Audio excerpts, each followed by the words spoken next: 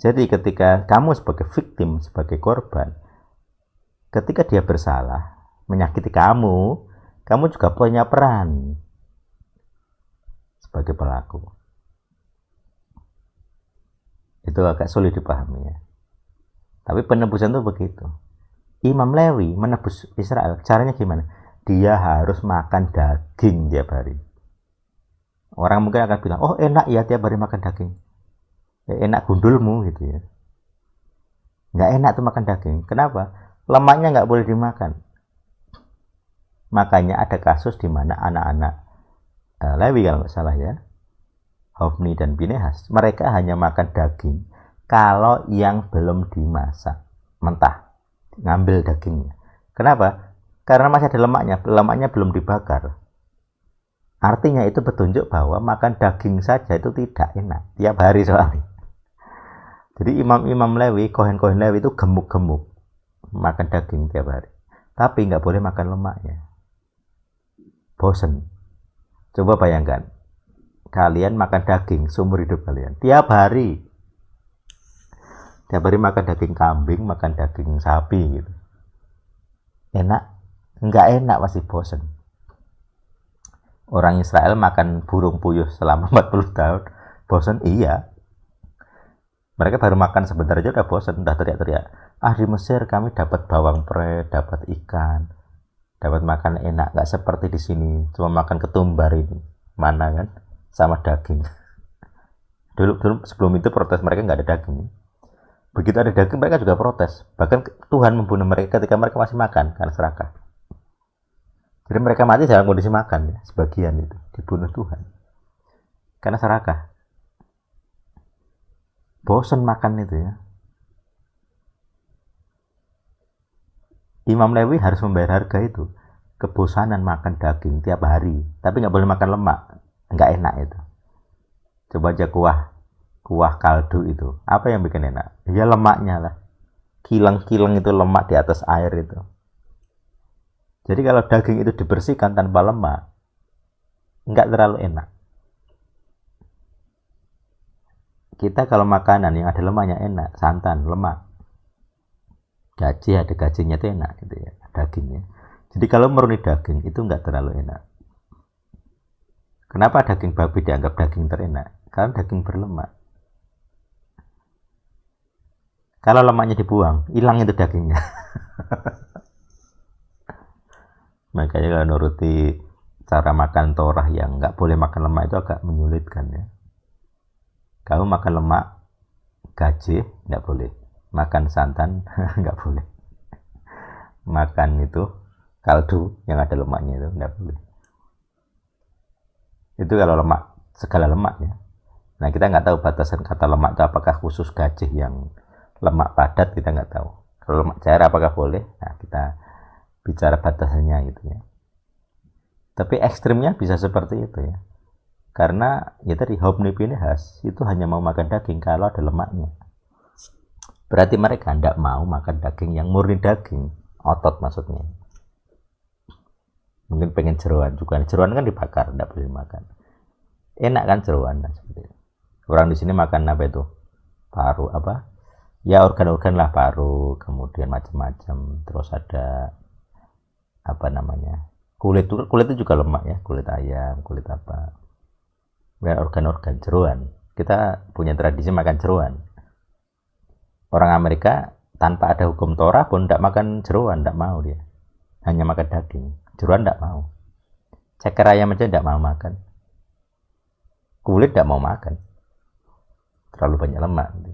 Tapi dagingnya murni daging. Gitu ya. Diambil dagingnya saja. Kita kulit jadi kerupuk. Jadi apa? Rambak. Kulit sapi jadi rambak. Kulit dimakan. Ya seperti itu ya. Jadi kohen itu bisa siapa saja. Tapi kalau kamu lelaki itu udah otomatis bisa. Karena istri dan anakmu tanggung jawabmu. Udah otomatis itu nggak perlu dilembagakan lagi, itu udah otomatis. Nah untuk di luar itu, nah itu secara umum saya akan bilang bisa dan sangat bisa dan harus kalau saya ya. Karena itu fungsi tiap lelaki itu sebenarnya begini. Ini khususnya lelaki ya. Kalau perempuan mungkin saya harus banyak melihat legal groundnya, tapi kalau untuk lelaki itu gampang, bisa gitu ya. Karena secara prinsip kalau lembagamu itu tidak ada satupun kohen, kamu bisa jadi kohen dan harus. Kalau saya, ini omongan saya, jadi nggak tahu ini Tuhan akan, karena Tuhan punya keputusan sendiri ya. Tapi kalau saya ya harus gitu ya, karena tidak ada lagi. Itu tugas para lelaki, ini fungsi utama apa ya, jadi kohen. Jadi di lembaga itu kamu harus seperti apa? Jadi kohen itu seperti itu. Kamu jadi penopang spiritual. Nah, para pendoa bangsa juga begitu kan. Para penjaga pintu yang kalau di Israel dulu kan penjaga gerbang ya, terus ada watcher, pengamat di menara-menara itu, menara-menara pengamatan di atas. Kalau ada musuh datang, mereka membunyikan lonceng. Itu seperti itu, kohen itu seperti itu. Pengamat, pendoa. Kalau ada yang salah, kamu yang salah itu. Jadi kalau sampai ada serangan masuk, kamu yang salah. Matamu itu nggak dipakai. Jadi apapun, kalau ada musuh masuk, kamu yang salah. Kalau kamu di atas dan musuh masuk, kamu yang disalahkan. Matamu nggak dipakai, motomu itu, matamu itu nggak dipakai. Itu yang salah bisa orang lain, tapi kamu yang kena, karena damprat kamu. Kan kamu di atas ya, pengamat kan. Kalau sampai ada yang masuk, itu ya salah pengamat ini, para watcher ini, pengamat. Kohen itu begitu, kamu mengamati. Nah, makanya saya bilang tadi, sambil jalan ada orang kebanan, banyak bocor, motornya mogok, ya otomatis saya mendoakan di hadapan Tuhan saya, Tuhan tolonglah dia. Itu udah kohen. Kohen itu begitu. Jadi kohen itu para pendoa. Makanya secara praktek nanti adalah doa kohen. Anakmu yang salah, kamu yang mengaku salah. Anakmu bebas. Kayak dulu Pak Wid itu mendoakan anaknya apakah peduli? Tidak. Tapi anaknya bisa berubah gitu ya. Jeffrey juga praktek juga begitu, ada perubahan di anaknya. Anak yang kena yang salah, bapaknya yang ngaku salah. Nah, ini konsepnya. Seperti Ayub tadi yang dibahas Bapak Yusuf ya. Sekarang kohen sebagai lembaga bisa. Dampaknya, nah itu aku nggak tahu, aku nggak bisa jawab. Jadi apakah doamu akan berdampak atau tidak, itu sebenarnya urusan Tuhan ya.